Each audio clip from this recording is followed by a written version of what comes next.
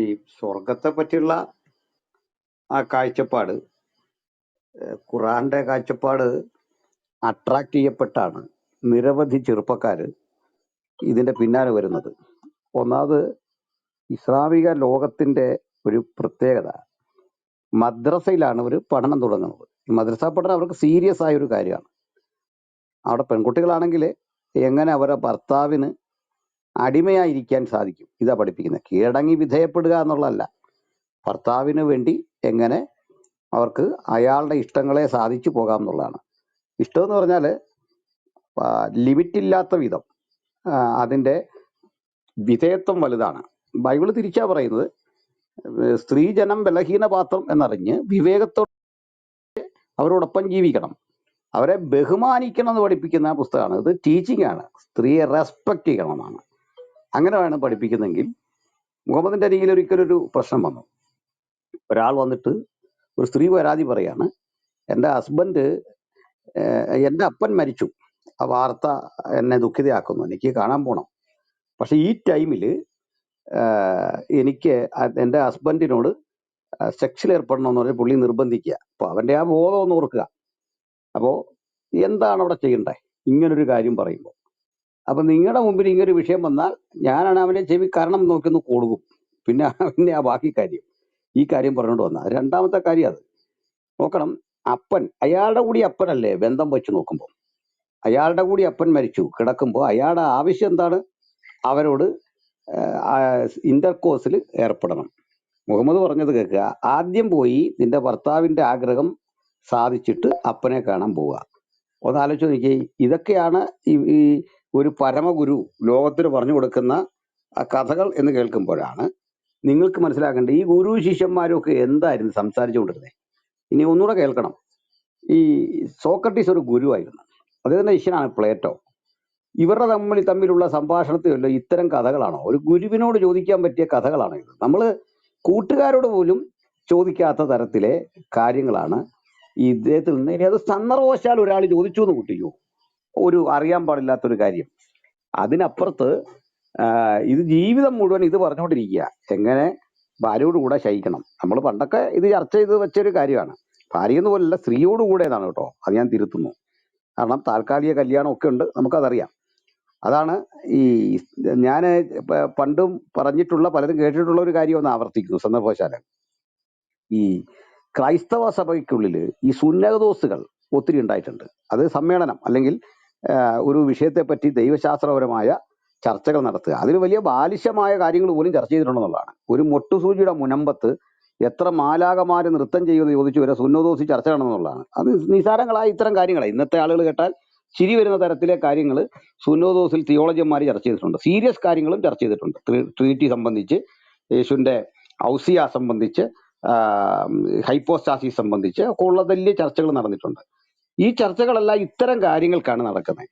പക്ഷേ ഈ മുഹമ്മദിന്റെ ആളുകളും സഹാബികളും പിന്നെയുള്ള ഫോളോവേഴ്സും അൻസാറുകളും എല്ലാം ചർച്ച ചെയ്യുന്നത് രതിജന്യങ്ങളായ കാര്യങ്ങളാണ്.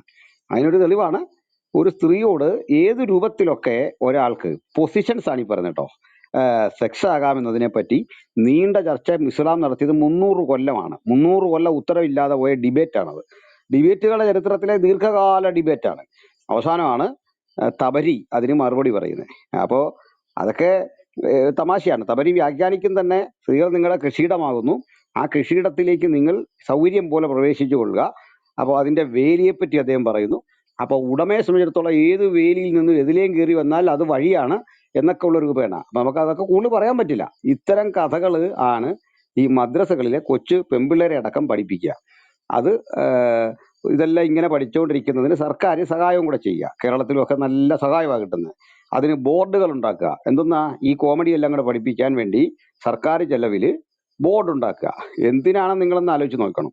ഇനി അത് പഠിപ്പിക്കുന്ന മഹാന് കിട്ടുന്നത് എന്താണ്? ഇവരുടെ കുടുംബത്തിൽ എന്തെങ്കിലുമൊക്കെ ഒരു ആവശ്യം വന്നാൽ പലിശരഹിത വായ്പ. ഈ വൃത്തികേടല്ലാതെ പഠിപ്പിക്കുന്നതിനാണ് പലിശരഹിത വായ്പ. മനസ്സിലാക്കിക്കൊള്ളണം. അപ്പൊ എനിക്ക് തോന്നുന്നു ഈ മന്ത്രിമാരെയൊക്കെ ഇതൊന്ന് പഠിപ്പിക്കണം, കുറച്ചാൾ ഇരുത്തി ക്ലാസ് എടുക്കണം. അവരൊക്കെ ഈ ക്ലബ് ഹൗസിലൊന്ന് വന്നാൽ മതിയായിരുന്നു, നമ്മൾ ക്ലാസ് എടുക്കായിരുന്നു. അച്ഛൻ ബ്രദറിന്റെ ഈ റൂമിൽ ഇരുന്നാൽ മതിയായിരുന്നു. ഞങ്ങൾ ഇതെല്ലാം പഠിപ്പിക്കുന്നുണ്ട്, ഇതെന്താ ഇതിന്റെ ഉള്ളടക്കം എന്ന്. ഇതിനാണ് ഈ പിള്ളേരെ അടക്കം ഈ പൊട്ടത്തരങ്ങൾ പഠിപ്പിച്ച് ഇവരുടെ മനസ്സ് മുഴുവൻ ഇത്തരം ചില താല്പര്യങ്ങളിടും ആ ബോയ്സിന്റെ. അപ്പൊ കുട്ടികൾ ഇത് മാത്രം അസ്കർ അലിയുടെ ഒക്കെ ആ വീഡിയോകൾ നിങ്ങൾ കണ്ടാൽ മതി, അവിടെ അനുഭവിക്കുന്ന ദുരിതങ്ങൾ പറയുന്നുണ്ട്. ഇപ്പൊ ഇന്നും ഈ ഈ 2 ദിവസം മുമ്പും ഒരു പെൺകുട്ടി മരിച്ചിരിക്കുന്നു ദുരൂഹമായ സാഹചര്യത്തിൽ. അപ്പോ അതിനെപ്പറ്റി ചർച്ചയൊന്നുമില്ല, ആകപ്പാടെ ജനം ടി വിയിൽ എങ്ങാണ്ടാണ്. അത് പിന്നെ സംഘപരിവാർ ചാനൽ എന്നാണല്ലോ പറയുന്നത്. മീഡിയ വൺ വളരെ നല്ല ചാനലും മറ്റേ സംഘികളുടെ ചാനലുമാണ്. മീഡിയ വണ്ണിൽ പോയാൽ അത് പുണ്യമാണ്, അത് വളരെ മഹത്തരമാണ്, അവിടെ എല്ലാ നേതാക്കന്മാരും വരും. ഈ അമൃത ടി വിയിലോ ജനം ടി വിയിലോ ഈ ചർച്ച നടക്കുന്ന അവിടെ ആയതുകൊണ്ട് അവിടെ ചെന്ന് കഴിഞ്ഞാൽ അത് വലിയ പ്രശ്നമാണ്. ഇപ്പൊ ആര്യ ഹുസൈനൊക്കെ ചർച്ച ചെയ്യുന്നുണ്ട്, ഇപ്പൊ ഞാൻ കണ്ടിട്ടിരിക്കുകയാണ്. ചുരുക്കി പറഞ്ഞാല് നമ്മൾ കാണുന്നത് ഇത്തരം കുറെ കാര്യങ്ങളാണ്. കുട്ടികളെല്ലാം ഇത് പഠിപ്പിക്കുന്നു, ചെറുപ്പം മുതൽ ഇത് കേൾക്കുന്നു. പിന്നെ ഈ മദ്രസ പഠനം കഴിഞ്ഞിട്ട് പിന്നെ ഇവര് +2 ഇങ്ങനെയൊക്കെയുള്ള കോഴ്സുകളിൽ പോകുന്നുണ്ട്. ഇത് പോയി കഴിഞ്ഞാൽ ഇവരുടെ ഈ പഠനവും ബിരുദവും ഒക്കെ തന്നെ പഠിക്കേണ്ടതാണ് സത്യം പറഞ്ഞാൽ. കാരണം ഈ പൊട്ടത്തരം എല്ലാടെ പഠിച്ചിട്ട് അത് മെട്രിക്കുലേഷന് തത്തുല്യമായിട്ട് അംഗീകരിച്ചിട്ട് ഹയർ സ്റ്റഡി നടത്തുക. ഇപ്പൊ ഈ ഹയർ സ്റ്റഡിയെ ഗവൺമെന്റ് അപ്രൂവ് ചെയ്യുന്നു എന്ന് പറയുന്നത് തന്നെ, യൂണിവേഴ്സിറ്റികൾ അംഗീകരിക്കുന്നു എന്ന് പറയുന്നത് തന്നെ പുനഃപരിശോധിക്കേണ്ട കാര്യമാണ്. ഇതും പഠിച്ചിട്ടാണ് പിന്നെ പതുക്കെ ന്യൂറോ സർജനും മറ്റേ സർജനും ഒക്കെ ആയിട്ട് ഇവർ വരിക. ഇവരുടെയൊക്കെ ഈ സർജറി ഇതൊക്കെ പരിശോധിക്കണം, അവിടെ പോയി ഓപ്പറേഷൻ ചെയ്യുന്നവനെയൊക്കെ സമ്മതിക്കണം. കാരണം പഠിച്ചു വരുന്ന കാര്യം ഇതാ, മുതുകലിൽ നിന്ന് ബീജം വരുന്നു എന്ന് പഠിപ്പിക്കുന്ന ഒരു സാറ്, അങ്ങേര് ഡോക്ടറായി കഴിഞ്ഞുള്ള സ്ഥിതി നിങ്ങളൊന്ന് ആലോചിച്ച് നോക്കിയേ. പുരുഷന്റെ മുതുകലിൽ നിന്ന് ബീജം വരുന്നു എന്ന് പഠിപ്പിക്കുക. അപ്പൊ അയാളുടെ സ്റ്റാൻഡേർഡ് നിങ്ങൾ ഓർത്താൽ മതി. ഇങ്ങനെയൊക്കെയുള്ള ഇനിയും ചന്ദ്രൻ പിളർന്ന് 2 മലയുടെ മീതെ നിൽക്കുന്നു എന്ന് പഠിച്ചിട്ട് ഭൂമിശാസ്ത്രം പഠിപ്പിക്കുന്ന സാറിന്റെ ബോധം നിങ്ങളൊന്ന് ആലോചിച്ച് നോക്കുക. അപ്പൊ അത് തുടരേണ്ടി വരുന്നു. ഇങ്ങനെ ഒക്കെ ഉള്ള സമയം മുതലേ ഈ കുട്ടികളുടെ മനസ്സിലേക്ക് ഇത്തരം കഥകൾ കൊടുക്കുന്നു. 6 വയസ്സുകാരിയെ കെട്ടി, അത് പുണ്യമാണ്, തടിയും തൂക്കവും വർദ്ധിച്ചപ്പോൾ സൗദാ ബീബിയെ ഉപേക്ഷിക്കുന്നു. അപ്പൊ അവിടെ മനസ്സിലും കിടക്കുന്നത്, പഠിക്കുന്ന പയ്യന്റെ മനസ്സിൽ കിടക്കുന്നത്, തടിയും തൂക്കവും ഇല്ലെങ്കിൽ ഉണ്ട്, അവനത് ബുദ്ധിമുട്ടായി തോന്നി അവളെ അങ്ങ് മാറ്റാം, ഒരു തലാക്ക് ചൊല്ലി 3 തവണ ചൊല്ലി അത് പൂർത്തീകരിക്കുമ്പോൾ അവളെ അങ്ങ് വിടാം. ഇങ്ങനെ ചിന്തിച്ച് ചിന്തിച്ച് വശായിരിക്കുന്ന ഒരു സമൂഹത്തിന്റെ സൃഷ്ടിയാണ് അവിടെ നടക്കുന്നത്. പിന്നെ ഇത് കഴിഞ്ഞാൽ പിന്നെ സ്വർഗം, ഈ ജീവിതം കഴിഞ്ഞാൽ സ്വർഗമാണല്ലോ. അപ്പൊ സ്വർഗത്തിൽ ഇതാണെങ്കിൽ ഈ ചര്യകളെല്ലാം അങ്ങനെ അങ്ങ് തുടരാം. സ്വർഗത്തിൽ പോകാനുള്ള വഴി എന്താണ്? നമ്മളെ തല വെട്ടിയേക്കുക, അവരെ ജൂതരെയും ക്രിസ്ത്യാനിയും ആക്രമിച്ചേക്കുക, ആ മുസ്ലിങ്ങളെ മുഴുവൻ കാണുന്നിടത്ത് വധിക്കുക. ഇതൊക്കെയാണ് വഴിയെങ്കിൽ ഇതാ പണി എളുപ്പമല്ലേ. ഇങ്ങനെ ചെയ്ത് ചെയ്ത് ചെയ്ത് പോകാം. ഇതവർ പഠിക്കുന്നു. പഠിച്ചിട്ട് പോകുന്ന സ്വർഗത്തിൽ 90 മീറ്റർ നീളമുള്ള ഉടയാത്ത സ്ഥലങ്ങളുള്ള സുന്ദരിമാരായ സ്ത്രീകളെ, ഹൂറിമാരെ കിട്ടുന്നു. അപ്പുറത്ത് മദ്യം നിറച്ചു വെച്ച ചഷകങ്ങള്, മത്സ്യത്തിന്റെ കരള് വറുത്തു വെച്ചത്, ഇതെല്ലാം കൂട്ടി അടിക്കുക. അവിടെ സത്യം മുമ്പേ ബ്രദർ ആരോ ഇവിടെ ഒരാൾ പറഞ്ഞ പോലെ എന്താ പറയാ, ഒരു ബാറിൽ കിട്ടുന്ന സൗകര്യങ്ങളുടെ കുറെ കൂടി വലിയൊരു പതിപ്പ്. നിങ്ങളൊരു പക്ഷിയെക്കുറിച്ച് ആലോചിച്ചാൽ ആ പക്ഷി പറന്നു വരും, അപ്പൊ തന്നെ അതിനെ നിങ്ങൾക്ക് ഫ്രൈ ചെയ്തടിക്കാം എന്നൊക്കെ പറയുന്ന ഭാവനാസമ്പന്നമായ കഥകൾ, ഇതൊക്കെ പഠിക്കുന്നു. എന്നിട്ട് ഇതെല്ലാം പോട്ടെ, ഏതെങ്കിലും ഒരു സമൂഹത്തിന് ഗുണം വരുന്ന ഒരു പാഠം പഠിക്കാൻ പറ്റുമോ? ദ്രോഹമല്ലാതെ എന്തെങ്കിലും പഠിക്കുന്നുണ്ടോ? എന്താണ് ഇവർ പഠിക്കുന്ന സാരോപദേശം? എന്താണ് അതിൽ കിട്ടുന്ന ഗുണം? ഇപ്പൊ ഹിന്ദിനെ ആക്രമിക്കുന്നവർക്ക് സ്വർഗം കിട്ടുമെന്ന് പഠിപ്പിക്കുക, അതല്ലേ അത് എടുത്തു മാറ്റുമോ? ഹിന്ദിനെ ഹിന്ദെന്ന് ഇന്ത്യയെ ആക്രമിക്കുന്നവർക്ക് സ്വർഗം കിട്ടുമെന്ന് പറയുന്നതുകൊണ്ടല്ലേ ഈ അഫ്സൽ ഗുരു അല്ലെങ്കിൽ ഇങ്ങനെയൊക്കെയുള്ള തീവ്രവാദികൾ മരിക്കുമ്പോൾ ഈ കർമ്മം ചെയ്യാൻ പോണ്ടി വരുന്നത് എന്തുകൊണ്ടാ? അവർ ഹിന്ദിനെ ആക്രമിച്ചു എന്നുള്ളതിന്റെ പേരിലല്ലേ. ഒരു മുസ്ലിം മറ്റൊരു മുസ്ലിമിന്റെ കുറ്റം മറച്ചു വെക്കണം എന്ന് പറയുന്ന ഇതുണ്ട്. ഞാനിപ്പം മോളിൽ പിൻ ചെയ്തിരിക്കുന്ന ഒരു വീഡിയോ ഉണ്ട്, ഞാൻ അതിനെക്കുറിച്ച് പറയുന്നുണ്ട് കൃത്യമായിട്ട് തന്നെ. അങ്ങനെ ഒരാൾക്ക് കുറ്റാന്വേഷണ ഉദ്യോഗസ്ഥനായിരിക്കാൻ പറ്റുമോ? നിങ്ങളെന്ന് ആലോചിച്ച് നോക്ക്.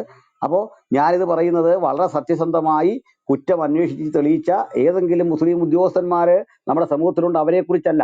അവർ മതത്തിന് പുറത്തായി കഴിഞ്ഞു ഒറ്റ കാരണത്താൽ. ഉദാഹരണം, കേസ് അന്വേഷിക്കുന്ന ആള് യഥാർത്ഥ ഒരു റിലീജിയസ് മുസ്ലിം ആണെങ്കിൽ അയാൾ കണ്ട പ്രതി കുറ്റം ചെയ്തിട്ടുണ്ട്, അയാൾ ഒളിപ്പിച്ചു വെക്കണമെന്ന് തന്നെ എഴുതിയിരിക്കുന്ന ഒരു കിതാബ് മനസ്സിലാക്കണം. അതിന് വിപരീതമാണ് ബൈബിൾ പഠിപ്പിക്കുന്നത്. ഇങ്ങനെയുള്ള കാര്യങ്ങളൊക്കെ വന്നാൽ തന്റെ ലംഘനങ്ങളെ മറച്ചു വെക്കുന്നതിന് ശുഭം വരികയില്ല, ഏറ്റുപറഞ്ഞു ഉപേക്ഷിക്കുന്നതിന് കരുണ ലഭിക്കുക. അവൻ തന്നെ പറയുന്നില്ല, പറയാനാ പറയുന്നത്, അവൻ പോലും ഒളിച്ചു വെക്കരുത് എന്ന് പറയുന്ന ഒരു ഉന്നതമായ ബോധത്തെ നമ്മൾ സമൂഹത്തിൽ പ്രചരിപ്പിക്കുമ്പോൾ വിപരീത ദിശയില് ഏറ്റവും കാടത്തം നിറഞ്ഞ മൃഗീയതയുടെ ചില ആശയഗതികളെ പ്രചരിപ്പിക്കുക. അതിലെ ഒരു അട്രാക്ഷനാണ് ഇവരുടെ സ്വർഗം എന്ന് പറയുന്നത്. അപ്പോൾ ഈ സ്വർഗം എന്ന് കേൾക്കുമ്പോൾ ആളുകൾ പോവാ. ഇനിയും വേറൊന്ന്, ജനനേന്ദ്രിയം പൊട്ടിത്തെറിക്കാതെ അവിടെ മാത്രം സൂക്ഷിച്ചു വെച്ചിട്ട് ശരീരം പൊട്ടിത്തെറിക്കാൻ വേണ്ടി ഏൽപ്പിച്ചു കൊടുക്കുന്ന യുവാക്കളുണ്ട്. കാരണം ഇത് സ്വർഗത്തിൽ ഇത് വേണം, ജനനേന്ദ്രിയം വേണം, അത് വെച്ചുള്ള കാര്യങ്ങളല്ലേ അവിടെ നടക്കുന്നത്. അപ്പൊ നമുക്ക് പറയാൻ കൊള്ളൂല. ഇങ്ങനെയൊക്കെ ഇത്രയും കാലം പരിഷ്കരിക്കുക, ഈ ഡിജിറ്റൽ യുഗത്തിൽ ഇതൊക്കെ ചിന്തിക്കേണ്ടി വരുന്ന വിഡ്ഢികളുണ്ട് എന്നതാണ് ഇവരുടെയൊക്കെ രക്ഷ, അല്ലെങ്കിൽ ഇവരുടെ സമൂഹത്തിന്റെ വളർച്ച എന്ന് പറയാതിരിക്കാൻ തരമില്ല.